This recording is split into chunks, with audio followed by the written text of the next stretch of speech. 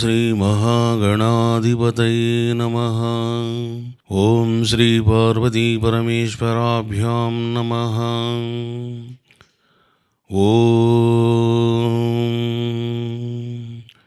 महाकालवन शिवलिंगेभ्यो ऋषिभ्यो मुनिभ्यो सिद्धगुरुभ्यो देवताभ्यो नमः।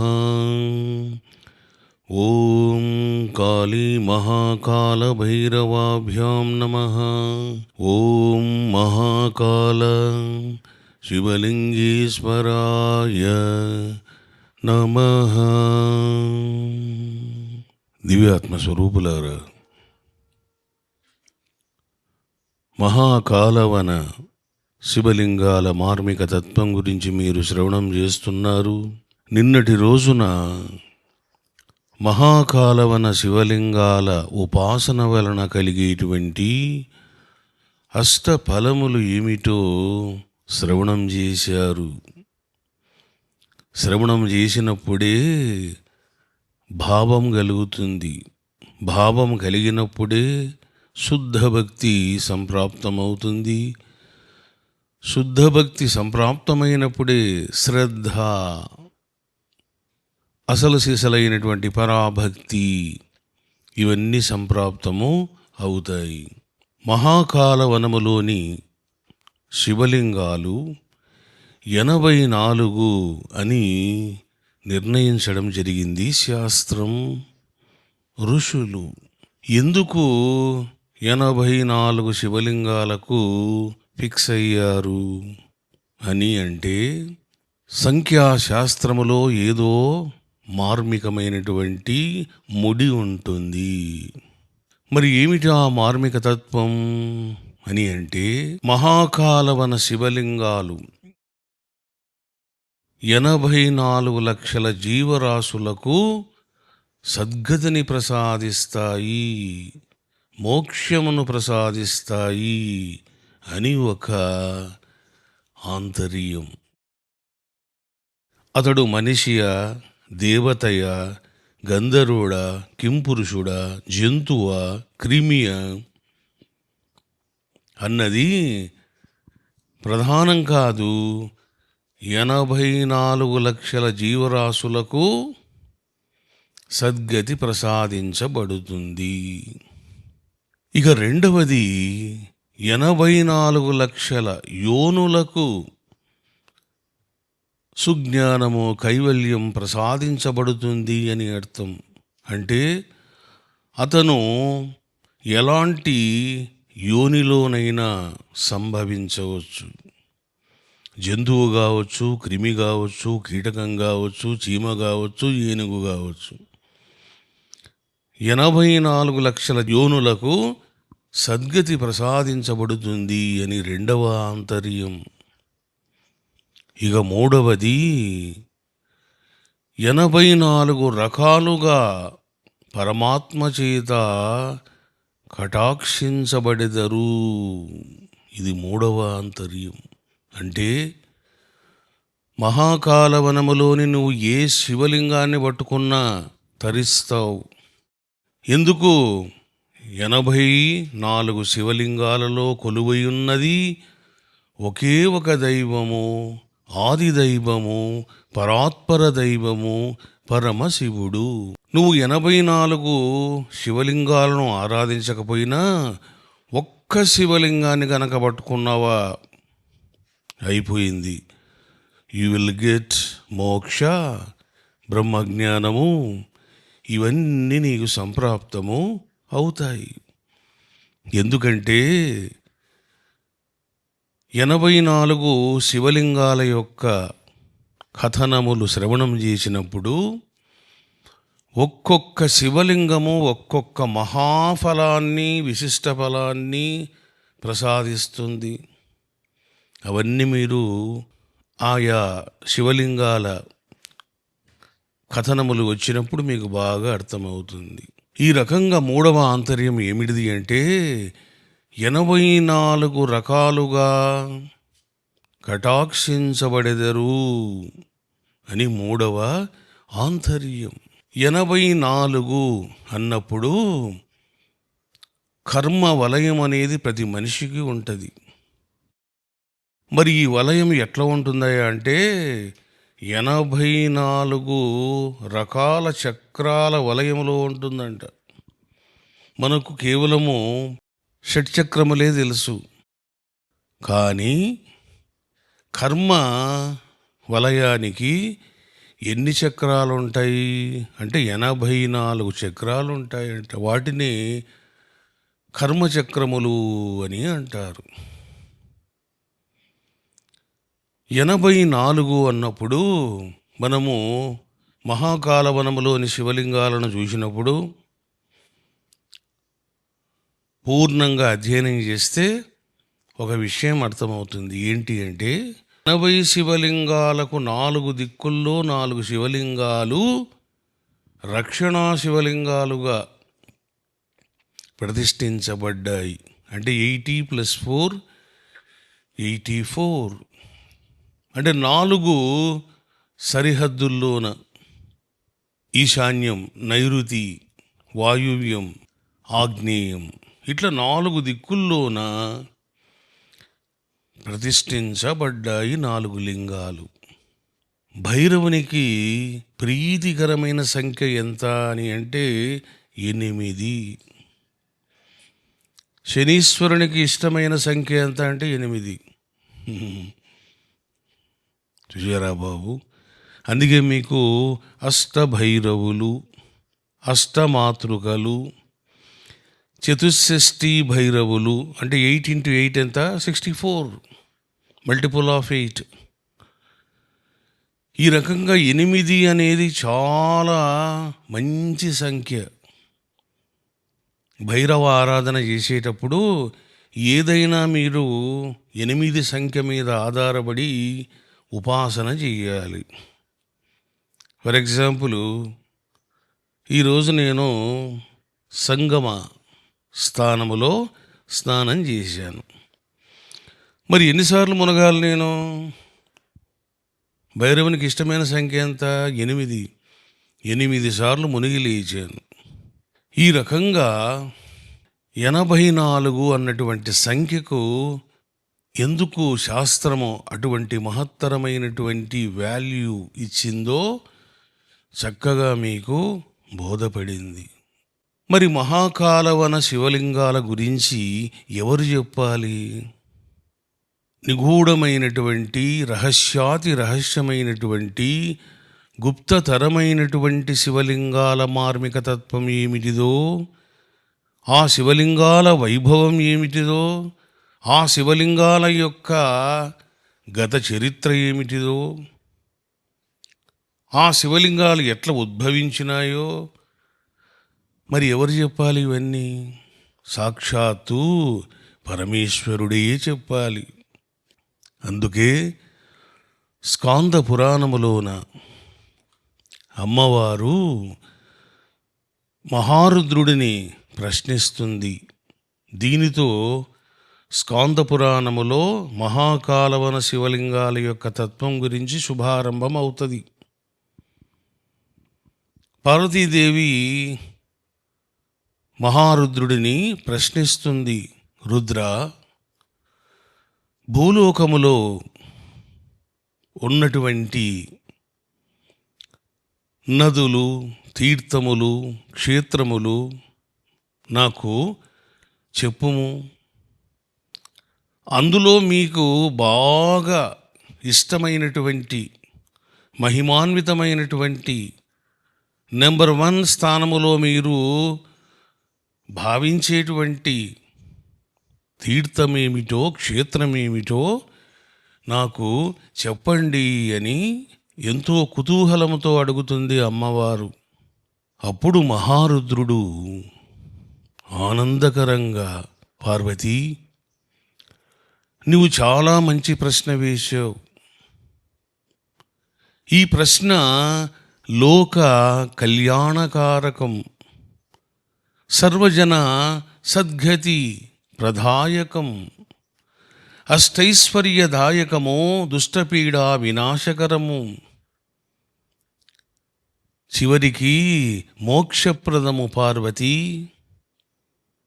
తప్పకుండా నేను చెబుతాను అని చెప్పడం జరిగింది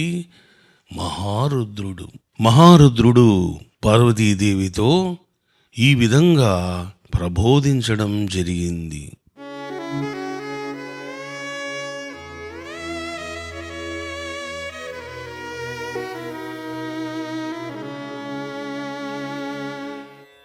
తథా పుణ్యతమం దేవి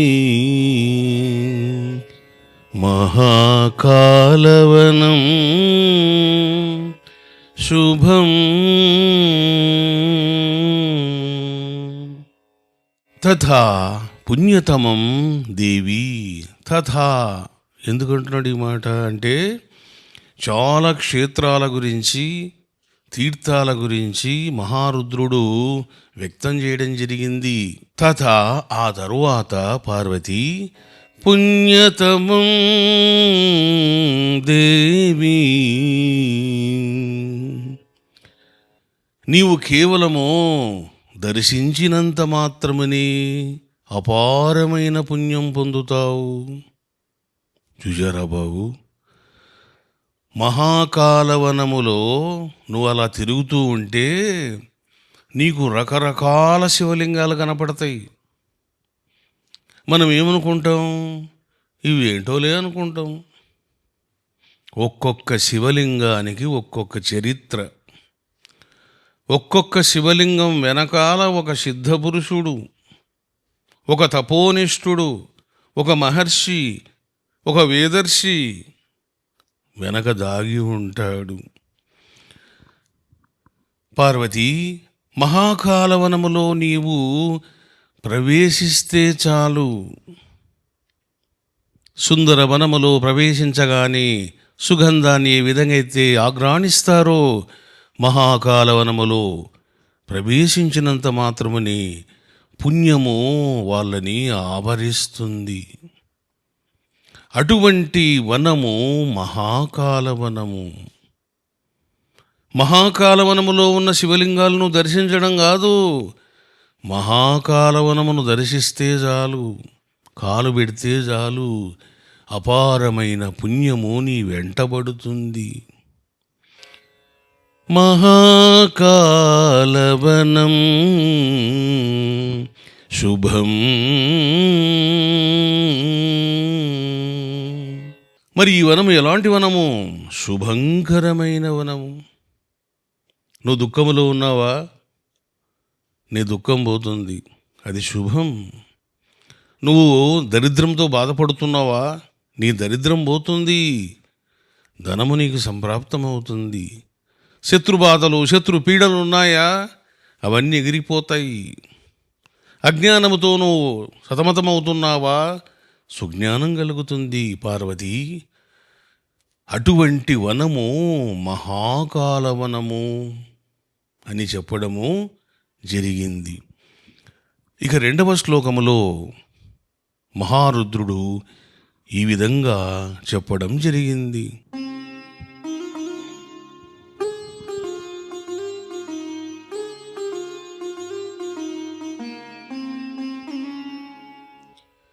యత్రాస్తే శ్రీ మహాకాలః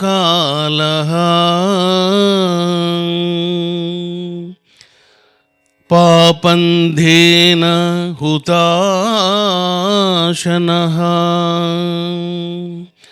క్షేత్రం యోజన పర్యంతం బ్రహ్మహత్యా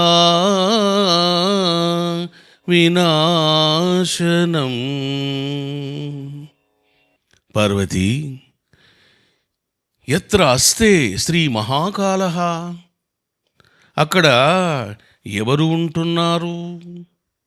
ఎవరు లైవ్లో ఉంటున్నారో తెలుసునా పార్వతి? మహాకాలః. చూడండి ఎలా చెప్తున్నాడు. మహాకాలుడు అన్నటువంటి మహాదైవము కొలువై ఉంటాడు.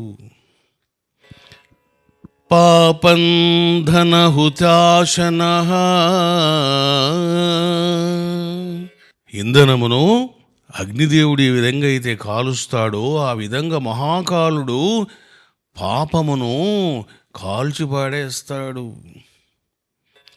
క్షేత్రం యోజన పర్యంతం, ఆ క్షేత్రము ఒక యోజనము యొక్క పరిధిలోన అద్భుతమైనటువంటి ప్రభావాన్ని కలిగి ఉంటుంది. అంటే అర్థం ఏమిటిది? మహాకాలవనం యొక్క ఆర ఒక యోజనం ఉంటుందంట. ఒక యోజనము అంటే 12.8 కిలోమీటర్స్, అంటే ఆల్మోస్ట్ 13 కిలోమీటర్లు అనుకోండి. ఇప్పుడు మహాకాల శివలింగేశ్వరుడు ఎక్కడైతే ఉన్నాడో, మీరు ఆయన్ని సెంటర్ పాయింట్గా తీసుకున్నారనుకోండి, ఆ సెంటర్ పాయింట్ని తీసుకుంటే అక్కడి నుంచి 6.4 అంటే టోటల్ డయామీటర్ తీసుకుంటే మీరు 12.8 వ్యాసం తీసుకొని ఒక సర్కిల్ కొట్టినారనుకోండి, అంత కిలోమీటర్ల పరిధిలో స్వామివారి యొక్క వైభవం ఉంటుంది. అందుకే నేను నిన్న గమనించాను, స్వామి యొక్క గోపురం చూశాను. అక్కడ ఉన్న వాళ్ళని అడిగాను, శివలింగాలు ఆరాధనలు ఎంతవరకు ఉన్నాయి అన్నాను. అప్పుడు ఆ అబ్బాయి చెప్పాడు, స్వామి మీరు అక్కడి నుంచి 2 కిలోమీటర్ల డిస్టెన్స్ వరకు చాలా లింగాలు ఉంటాయి స్వామి. 2 కిలోమీటర్లు దాటిన తర్వాత మరి ఒక 10 కిలోమీటర్లు వరకు శివలింగాలు ఉన్నాయి స్వామి అన్నాడు. చూశారా బాబు, స్కాంద పురాణం ఏం చెప్తుంది? మనము ఉజ్జయినికి వస్తే ఇప్పుడు ఏం గమనిస్తున్నాము అని అంటే, యథాతథంగా ప్రామాణికంగా స్కాంద పురాణం చెప్పడం జరిగింది. ఎందుకంటే మనం దేన్ని నమ్మడానికి వీలు లేదు. పురాణాల్లో అనేక ప్రక్షిప్తాలు దాగి ఉంటాయి. Everything you should compare with live evidence. మనము లైవ్ ఎవిడెన్స్తో చూస్తే పర్ఫెక్ట్గా ఉంది అది. అంటే స్వామివారి యొక్క గోపురం నుంచి 6.4 కిలోమీటర్స్ అలాగా ఉంటుందన్నమాట. ఇంకా అంటే అటు 6.4 ఇటు 6.4, అట్లా టోటల్గా మన డయామీటర్ తీసుకుంటే 12.8 కిలోమీటర్స్ ఉంటుంది. ఈ విషయాన్నే చెప్తున్నారు మహారుద్రుడు. పార్వతీ, ఈ మహాకాలవనము ఒక యోజన పర్యంతము పరివ్యాప్తమై ఉంటుంది. 12.8 కిలోమీటర్స్ పరివ్యాప్తమై ఉంటుంది. బ్రహ్మహత్యా వినాశనం, బ్రహ్మహత్య పంచమహాపాతకాలను ఈ మహాకాల వనము దహించి వేస్తుంది పార్వతి అని చెప్పడం జరిగింది. నేను చెప్పాను కదా మీకు, మహాకాలవన శివలింగాలు అని అంటే ఇంకా చాలు. ఫస్ట్ ఫలితం ఏమిటిది, కలిగే ఫలము ఏమిటిది అని అంటే నిన్న చెప్పాను, పాప విమోచనము. ఎన్ని పాపాలు మన వెనకాలన్నాయో ఎవడిది తెలుసు? సంచిత పాపాలు, ఆగామి పాపాలు, ప్రారబ్ధ పాపాలు, 1 కాదు 2 కాదు. ప్రతి మనిషి కూడా ఏంటి అంటే పాపాల పుట్టవాడు. ఆ పాపాల నుంచే కొన్ని పాపాలను తీసుకొని పరమాత్మ జన్మనిస్తాడు. ఒరే నాయనా, నీ పుణ్యం ఎంతుంది, నీ పాపం ఎంతుంది? ఎవరికి కూడా ఎక్కువ ఇవ్వడు. కొంత పుణ్యం ఇస్తాడు, కొంత పాపం ఇస్తాడు. పాపం ఎక్కువ ఉందనుకో 70% పాపం, 30% పుణ్యం. పుణ్యం ఎక్కువ ఉందనుకోండి, వాడికి కూడా కంప్లీట్గా ఇవ్వడు. 70% పుణ్యము, 30% పాపము. ఈ రకంగా మీరు అర్థం చేసుకున్నారు ఏమని? మహాకాలవనము, మహాకాలవనములోని శివలింగాలు పాపహరణము చేస్తాయి. ఎందుకండి పాపహరణం చేస్తాయి? ఏమిటిది కారణం అని అంటే, అగ్ని ఏం చేస్తుంది? కాలుస్తుంది. మహాకాలవనములో ఎవరుంటున్నారు? మహాకాలుడుంటున్నాడు. అగ్ని స్వరూపమతడు. కాళీ మహాదేవి ఉంటుంది, ప్రళయాగ్ని స్వరూపిణి ఆమె. మరి అంతేనా? ఎంతోమంది మహర్షులు, ఋషులు, మునులు, సిద్ధులు అక్కడ తపస్సులు చేస్తూ ఉంటారు. నిర్వికల్ప సమాధి నిష్టలో కొలువై ఉంటారు. వాళ్ళ యొక్క ఆరా పరివ్యాప్తమై ఉంటుంది మహాకాలవనమంతా. మరి ఇంకా పాపహరణం కాకుండా ఎట్లా ఉంటుంది? పుణ్యం రాకుండా ఎట్లా ఉంటుంది? చూశారా? మనము ఫ్యాన్ కింద కూర్చున్నాం అనుకోండి, గాలి తగులుతుంది. దూరంగా కూర్చుంటే ఏం తగులుతుంది? చూశారా? దాన్ని ఆరా అంటారు. When you entered into the Mahakalavanam, you will experience what the shastra told. శాస్త్రం ఏదైతే చెప్పడం జరిగిందో అవన్నీ నువ్వు ఎక్స్పీరియన్స్ చేస్తావు. మహారుద్రుడు ఇంకా 3వ శ్లోకంలో ఈ విధంగా చెప్పడం జరిగింది.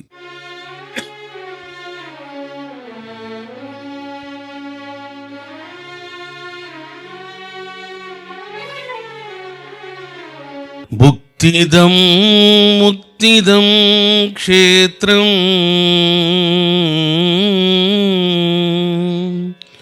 కలికల్మషనాశనం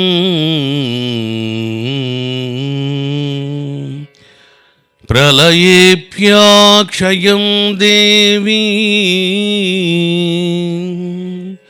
దుష్ప్రాప్యం త్రిదైశైరపి.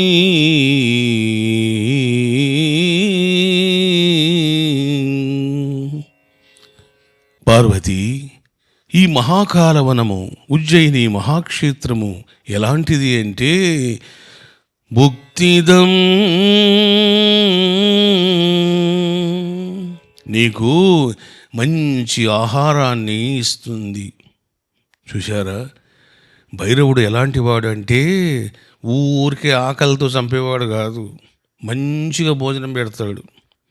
అది కూడా భోజనము వెజిటేరియన్ కాదు, నాన్ వెజిటేరియన్ పెడతాడు. నీకు ఇంట్రెస్ట్ ఉంటే. నాకు ఇంట్రెస్ట్ లేదు, ఐ డోంట్ లైక్ అన్నావా, సరే పప్పు అన్నం తిను. చూసారా బాబు? నీకు మంచిగా ఆయన ఆహారము ఇస్తాడు. తిండికి నీకు కొదువ ఉండదు. భుక్తిదం అంటే నీకు జీవనానికి కావలసిన ధనాన్ని నీకు ప్రసాదిస్తాడు. ముక్తిదం క్షేత్రం, ముక్తిని ప్రసాదించేటువంటి క్షేత్రము పార్వతి. అక్కడ కాలు పెడితే చాలు, మనసు నిశ్చలమవుతుంది, బుద్ధి మారిపోతుంది, వాని దశ తిరిగిపోతుంది, వాని గ్రహస్థితి పరిణామం చెందుతుంది పార్వతి. అటువంటి క్షేత్రము అది. కలికల్మషనాశనం, కలికల్మష నాశనం. ఈ కలియుగంలో ఏ మనిషి అయినా ఏం కోరుకుంటాడు? ఎంజాయ్మెంట్, సుఖాలు, భోగాలు, డబ్బు, పదవి, ఇవే మనిషి కోరుకునేది. అంటే ధర్మార్థకామ మోక్షాలలో మాకు ధర్మం అక్కర్లేదు, ఆ చివరిది అక్కర్లేదు, ఈ చివరి తీసేయి, ఆ చివరి తీసేయి. ఇంకేమున్నాయి? అర్థకామాలు. అర్థం అంటే ఏమిటిది? డబ్బులు. కామం అంటే కోరికలు. ప్రపంచమంతా దేని వెంట పడుతుంది అంటే డబ్బు వెంట, కోరికల వెంట పడుతుంది. చూశారా? దేని వెంట పడాలయ్యా నువ్వు? పరమాత్మ వెంట పడు. ఏం చేస్తావు డబ్బు తీసుకొని? వేల కోట్లు పెట్టుకొని ఏం చేస్తావు? చూశారా? నువ్వు అనుభవించలేవు, అనుభవించేటువంటి అర్హత నీకు లేదు, యోగ్యత లేదు. మరి ఏం చేస్తావు నువ్వు? దైవార్పితమును నువ్వు చెయ్యాలి. కలికల్మష నాశనము అన్నారు మహారుద్రుడు. ఈ కలియుగములోన మనిషి ధనము, కోరికలు వీటి వెంట పడతాడు. పరమాత్మ వైపు వెంట పడ్డాడు అని అంటే అతడు గత జన్మలలో సంస్కారవంతుడు, నిజమైనటువంటి భక్తుడు అని అర్థం. ఎప్పుడైతే ఒక మానవుడు మహాకాలవనములో కాలు పెడతాడో బుద్ధి మారిపోతుంది. చూశారా? బుద్ధి మారిపోతుంది. ఎంతకాలం ఈ జీవితం? ఎన్నాళ్ళు ఈ జీవితం? ఏమిటి బంధాలు? ఏమిటి అనురాగాలు? ఏమిటి తాపత్రయాలు? నేను ఎంతో డబ్బు సంపాదించాను, ఈ డబ్బంతా ఏమవుతుంది? ఇప్పుడు నేను ధనాన్ని కూడా అనుభవించలేనటువంటి దుస్థితిలో ఉన్నాను. మరి ఈ ధనం వల్ల నాకు ఏం ఒరిగింది అని ఆధ్యాత్మికపరమైనటువంటి చింతనలో పడతాడు. ఇంకా ఏ విధంగా తన ధనాన్ని దైవార్పణము చెయ్యాలో ఆలోచనలో పడతాడు. ఈ మహాకాల వనములో నేను ఈ నిర్మాణం చేస్తాను, ఈ పవిత్రమైన కార్యం చేస్తాను, ఒక సత్కర్మను ఆచరిస్తాను అని చెప్పేసి దైవపరమైనటువంటి ఆలోచనలు, కర్మలకు, ఆశయాలకు శ్రీకారం చుడతాడు. అందుకని మహారుద్రుడు చెబుతున్నాడు, పార్వతీ, ఎవరైతే ఈ మహాకాల వనములో ప్రవేశిస్తాడో అతని యొక్క కలిదోషము కూడా తొలగించబడుతుంది. ఇంకా చెబుతూ ఉన్నారు, ప్రళయేప్యాక్షయం దేవి. ప్రళయేప్య అంటే ప్రళయములో కూడా ఈ మహాకాలవనము నాశనము జరగదు అంటున్నారు. చూశారా బాబు? మనకు కొన్ని క్షేత్రాలు ఉన్నాయి. కాశీ ఒకటి, మహాకాలవనం ఒకటి, అంటే ఉజ్జయిని ఒకటి. అంటే ప్రళయము వచ్చినా కూడా అవి నాశనం కావు అని మహారుద్రుడు మహాకాలవనము యొక్క వైభవం ఏమిటిదో, విశిష్టత ఏమిటిదో చెప్పడము జరిగింది. దుష్ప్రాప్యం త్రిదైశైరపి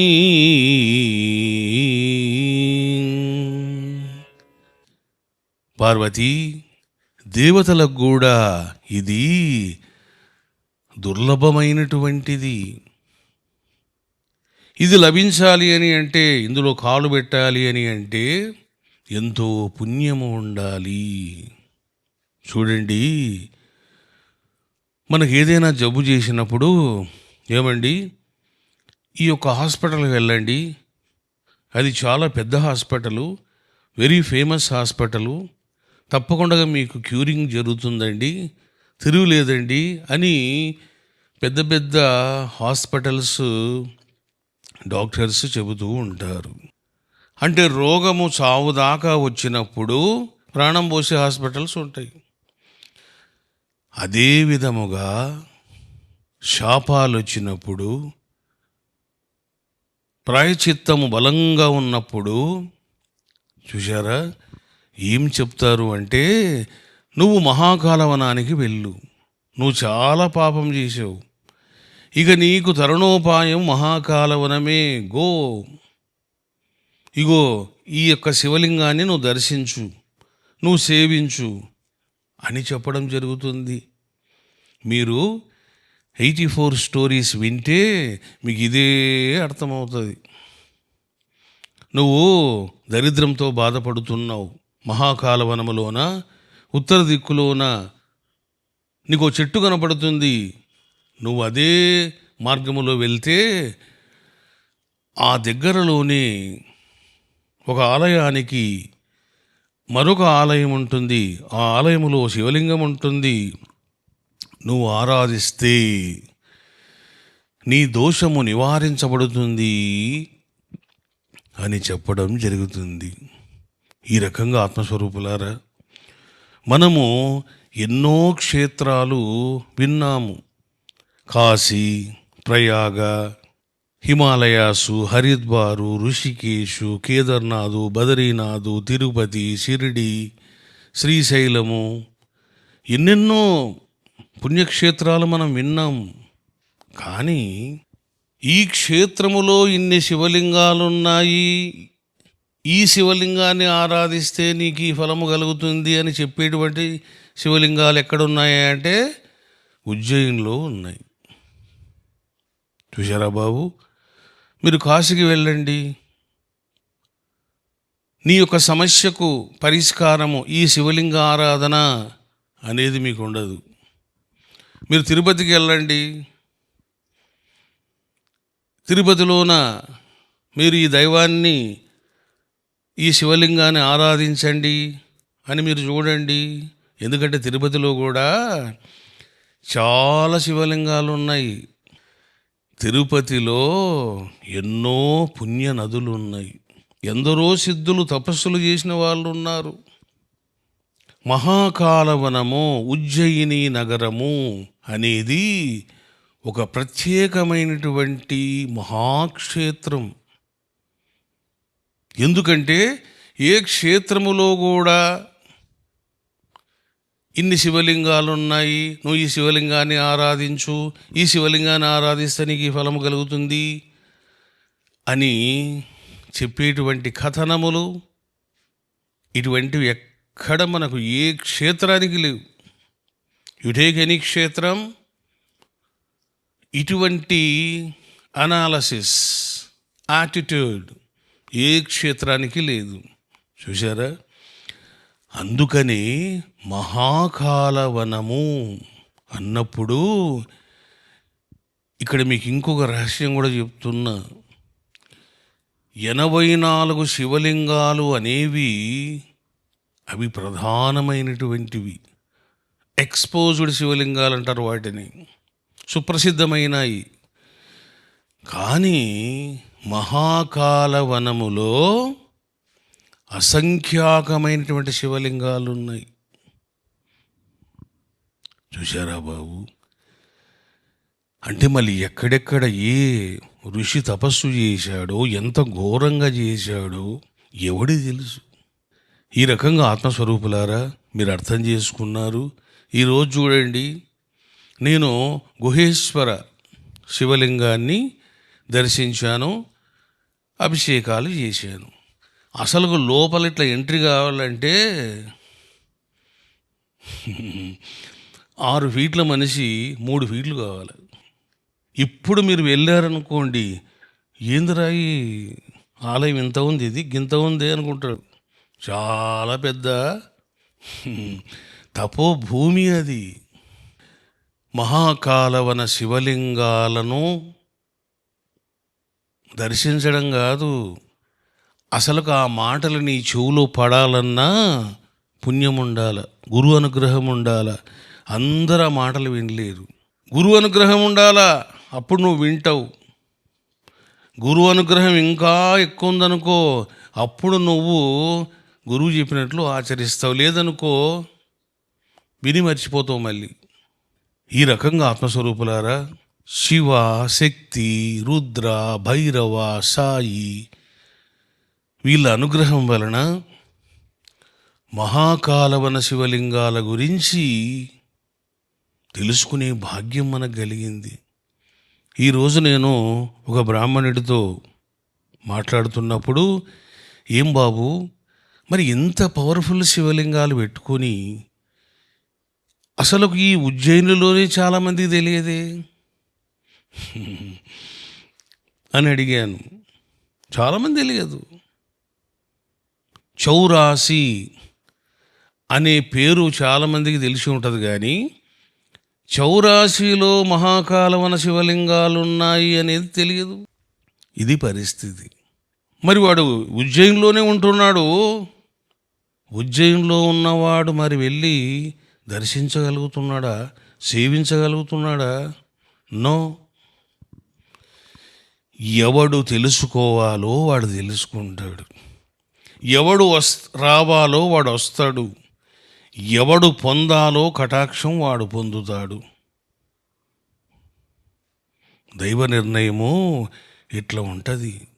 ఈ రకంగా ఆత్మస్వరూపులారా, ఈరోజు 9 శివలింగాలను దర్శించడము, అభిషేకాలు విశేషంగా చేయడము, 11 ద్రవ్యాలతోటి విశేషంగా చేయడం జరిగింది. 11 ద్రవ్యాలు అంటే 11 కలశములు మాత్రమే అనుకుంటారేమో. అందులో చాలా ద్రవ్యాలు మిక్స్ అయి ఉంటాయి. 108 ద్రవ్యాలు, అనేక సుగంధ ద్రవ్యాలు, అనేక ద్రవ్యాలతోటి అభిషేకం చేయడం జరిగింది. మొట్టమొదట అగస్తేశ్వర మహాదేవ్ శివలింగాన్ని దర్శించాలని శాస్త్రం చెబుతుంది. శాస్త్రం ఏం చెప్పిందో దాన్ని ఆచరించాలి. అందుకే నేను మీకు చెప్పాను, మీరు స్టోరీస్ మొత్తం వినకుండా వెళ్తే పొందవలసిన ఫలాన్ని పొందలేరు. First you have to listen completely about Mahakalavana Shivalingas. నేను ఫస్ట్ ఏ శివలింగాన్ని దర్శించాను? అగస్తేశ్వర మహాదేవ్ శివలింగాన్ని దర్శించాను. ఎందుకు? శాస్త్ర ఆదేశం అది. ఎవరైనా సరే మహాకాలవన శివలింగాల దర్శనం, స్పర్శనం, కటాక్షం పొందాలనుకుంటే మొదటగా దర్శించవలసిన లింగము తొలి శివలింగం. అందుకే మీకు ఫస్ట్ శివలింగం పేరేమిటిది? అగస్తేశ్వర మహాదేవ్ శివలింగం. ఈరోజు చక్కగా స్వామివారికి అభిషేకం చేశాను. అక్కడి నుంచి 2వ శివలింగం, అది వాస్తవంగా నెంబర్ 2 శివలింగం కాదు, దానికి దగ్గరగా ఉన్న శివలింగము కర్కోటేశ్వర మహాదేవ్ శివలింగం అంటారు. అమ్మవారి యొక్క సన్నిధిలో ఉంటుంది ఈ శివలింగం. ఆ శివలింగం సంఖ్య 10. ఈ రకంగా అగస్తేశ్వర, కర్కోటేశ్వర, ఆ తరువాత సంగమేశ్వర శివలింగం అంటే గంగా, నీలగంగా, ఆ తర్వాత క్షిప్ర నది సన్నిధిలోన ఈ శివలింగం ఉంటుంది. 3వ శివలింగాన్ని వెళ్ళి దర్శనం చేసుకున్నాం. ఇక ఆ సంగమ స్థానములోనే నేను స్నానం కూడా చేశాను.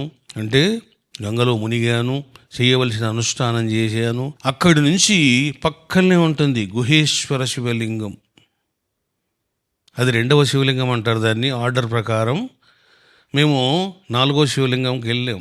ఈ గుహేశ్వర శివలింగము అభిషేకమైన తర్వాత 5వ శివలింగము పక్కనే ఉంటుంది.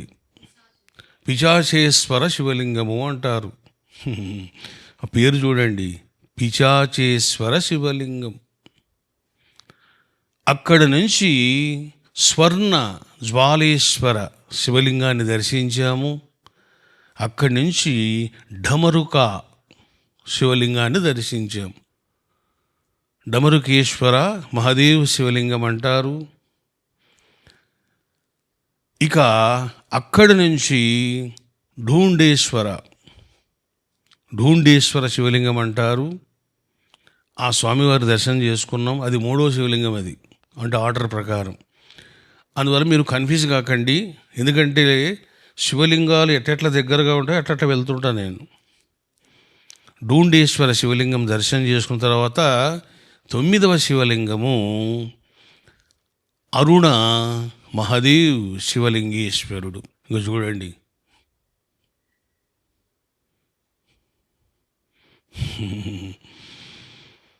చూసారా బాబు, ఇవన్నీ ఏమిటంటే యోగాలు అంటారు. ఎప్పుడు ప్రసాదించాలో అప్పుడు ప్రసాదిస్తారు. మనము కాళీమాతను ఆరాధించాము, మహాకాలభైరవుని ఆరాధించాము. ప్రతి అష్టమి నాడు మనము ఉపాసన చేస్తున్నాము. మరి ఆయన మహాకాలవనానికి తీసుకెళ్లకుండా ఎలా ఉంటాడు?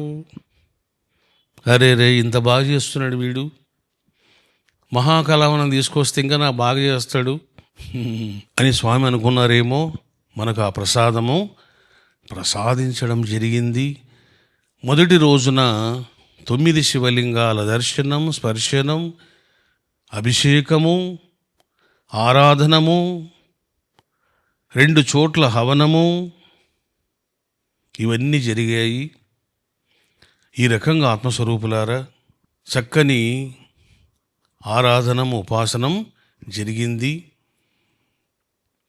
ఇక ఈరోజు అగస్తేశ్వర శివలింగేశ్వర సన్నిధానములో హవనం కూడా చేయబోతున్నాం. ఇప్పుడు ప్రవచనం అయిపోగానే ఇంకా హవన కార్యక్రమం ఉంటుంది. ఈ రకంగా అర్థం చేసుకున్నారు. టోటల్గా 13 శ్లోకాలు ఉన్నాయి. 13లో మీకు 3 శ్లోకాలు చెప్పాను.